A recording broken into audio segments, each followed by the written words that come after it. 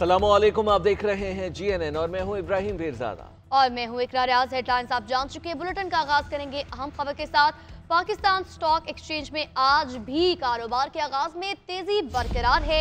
100 index में 1000 से ज्यादा पॉइंट्स का इजाफा हुआ। इंडेक्स 1,18,000 की नफ्सियाती हद भी अबूर कर गया। इंडेक्स 1,18,061 की सतह पर पहुंच गया और गुज़िश्ता रोज़ ये इंडेक्स 1,17,008 पर बंद हुआ था और अब 1,18,000 की नफ्सियाती हद भी अबूर कर गया है और इंडेक्स इस वक्त 1,18,061 की सतह पर ट्रेड हो रहा है। और अपने नाज़रीन को बताएं कि हफ्ते के पहले रोज़ ही हमने देखा कि एकदम तेज़ी आई थी मार्केट के अंदर और अब साल का भी आगाज़ हो चुका है और साल के आगाज़ के दूसरे रोज़ ही हम देख रहे हैं कि स्टॉक मार्केट में हमें बेहतरी नज़र आ रही है और मज़ीद ऊंचाइयां हासिल कर रही है।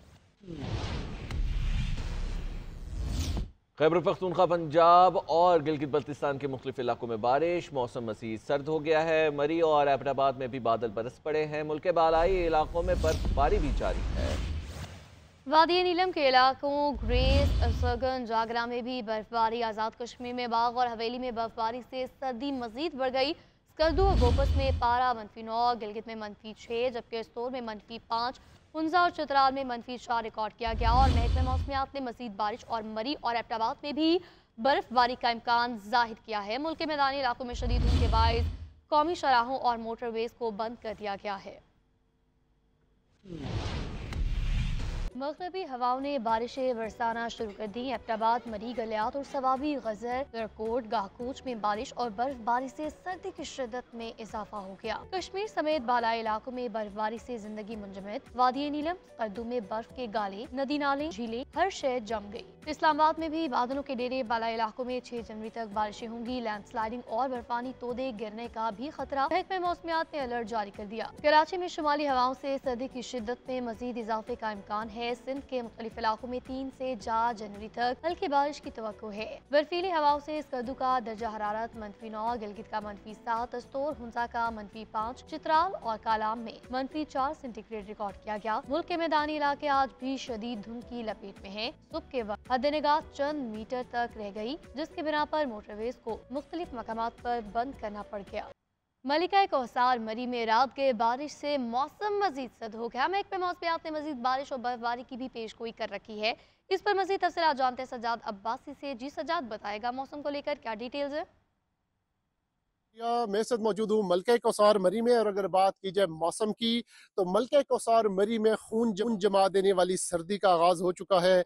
यख बस्ता हवाएं चल रही हैं। मरी को गहरे स्याह बादलों ने जो है अपनी लपेट में लिया हुआ है। रात के शदीद जो बारिश हुई थी उसके बाद मरी का जो दर्जा हरारत है वो काफ़ी गिर चुका है। यख बस्ता हवाओं के बायस जो है लोग अपने घरों तक महदूद हो चुके हैं।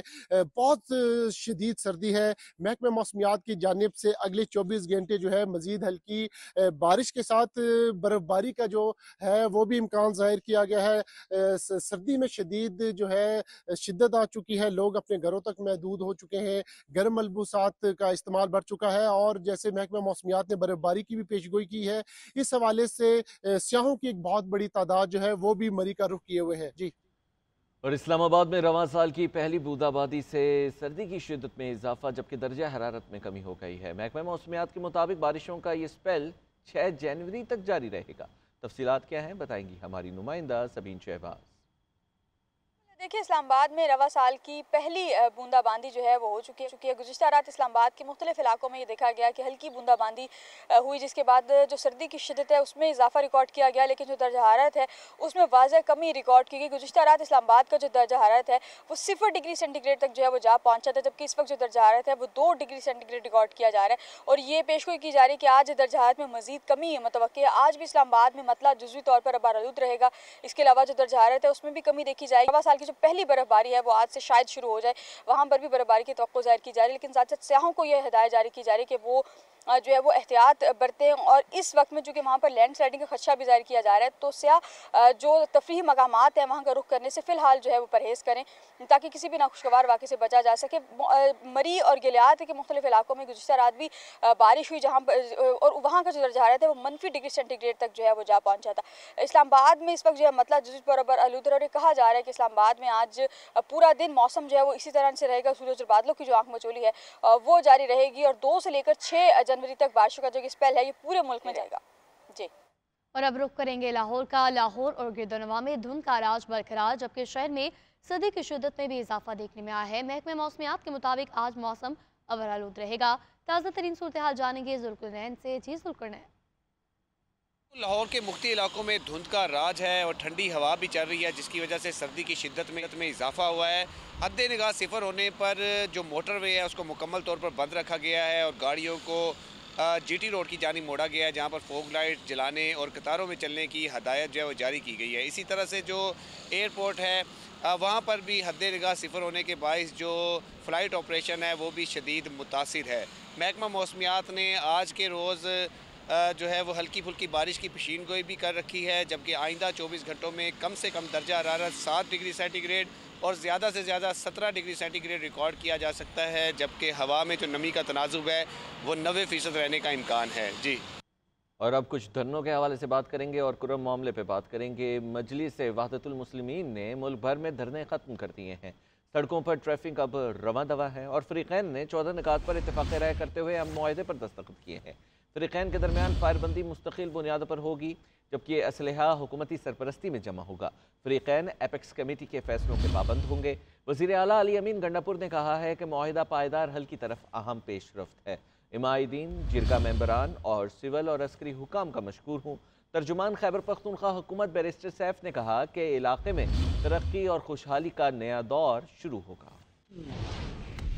जिला कुरम में मुस्तकिल अमन लाने की कोशिशें बारावर। फरीकैन का 14 नकात पर इत्तेफाक, अमन मुआहदे पर दस्तखत। मुआहदे के मुताबिक फायरबंदी मुस्तकिल बुनियादों पर होगी। मोर्चे और बंकर्स खत्म किए जाएंगे। असलहा हुकूमती सरपरस्ती में जमा किया जाएगा। फरीकैन एपेक्स कमेटी के फैसलों की पाबंद होंगे। पूरे जिला कुरम में दहशतगर्दों के खिलाफ कार्रवाई होगी। सोशल मीडिया पर मुनाफरत फैलाने वालों को सजा दी जाएगी। मुआहदे की खिलाफवर्जी करने वालों को हुकूमत के हवाले किया जाएगा। किसी शरपसंद को पनाह देने की सूरत में मुतल्लिका शख्स मुजरिम तस्वुर होगा। बेदखल खानदानों को अपने अपने इलाकों में आबाद किया जाएगा। वज़ीर आला अली अमीन गंडापुर ने कहा, मुआहदा कुरम मसले के पायदार हल की तरफ अहम पेशरफ्त है। मसाइल और तनाज़ात हमेशा मुज़ाकरात ही से हल होते हैं। मशीर इत्तलात KP बैरिस्टर सैफ ने GNN से गुफ्तगू में कहा, इलाके में अमन और खुशहाली के एक नए दौर का आगाज होगा। अभी उम्मीद है कि अब दोनों फरीकैन चूंकि राजी हो चुके हैं और उन्होंने एक मुआहदे पे दस्तखत करके बात का वाज़ेह इजहार कर दिया है कि वो तशद्दुद और किसी किस्म के यूज ऑफ फोर्स पर अब अमल पैरा नहीं होंगे और अमन से एक दूसरे के साथ रहेंगे। इसी तरह बंकर्स भी खाली किए जाएंगे पहले और उसके बाद उनको डिमोलिश किया जाएगा। साथ ही साथ हमने अमन ही के तहफ़्फ़ुज़ के लिए वहाँ पर 400 के करीब नए पुलिस एहलकारों की भर्ती का प्रोसेस शुरू कर दिया है। अमन मुआहदे के बाद MWM ने मुल्क भर में धरने खत्म कर दिए। इस्लामाबाद और कराची समेत तमाम जगहों से मुजाहिरीन मुंतशिर हो गए।